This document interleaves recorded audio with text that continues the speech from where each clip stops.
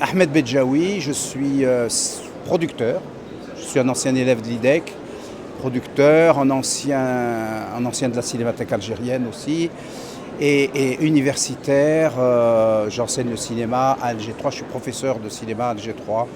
Et donc voilà, je viens de publier 2 livres coup sur coup sur le cinéma. Voilà. Que pensez-vous du documentaire d'urgence?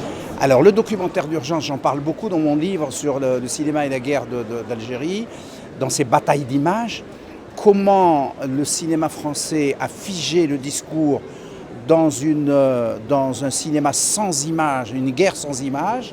Ça veut dire qu'ils ont refusé l'urgence, ils ont refusé la représentation. Et les Algériens avec très peu de films, mais qui ont montré cette urgence de dire, comme disait Paul Éluard, le dur désir de dire, qui se transmet dans l'image.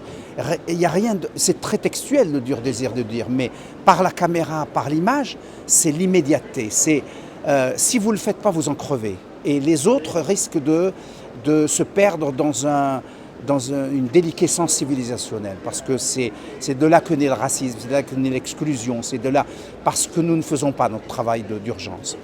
Ce dont l'être humain a besoin pour vivre dans la liberté, pour vivre dans la dignité et pour évacuer cette peur qui transforme l'autre en loup. Et vous-même peut-être en loup parce que vous êtes tellement exclu que vous devenez dangereux.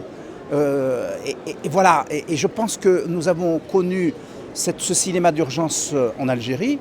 Aujourd'hui, je me plains aussi que la guerre d'Algérie, du côté algérien, ne soit pas couverte par ce cinéma d'urgence. On a fait de la fiction hollywoodienne, je le disais pendant ma présentation. On ne peut pas avoir un discours révolutionnaire embastillé dans un style hollywoodien et prétendre monter les marches de Cannes. C'est pas ça le cinéma d'urgence. Le cinéma, ce que attendent les gens, c'est une vérité, une petite vérité. On a des films qui coûtent 50 000 euros ou 60 000 euros et qui prouvent qu'on n'a pas besoin d'aller aux Oscars ou de faire des films avec des gros budgets pour raconter. Donc voilà, le cinéma, je pense que c'est une instantanéité.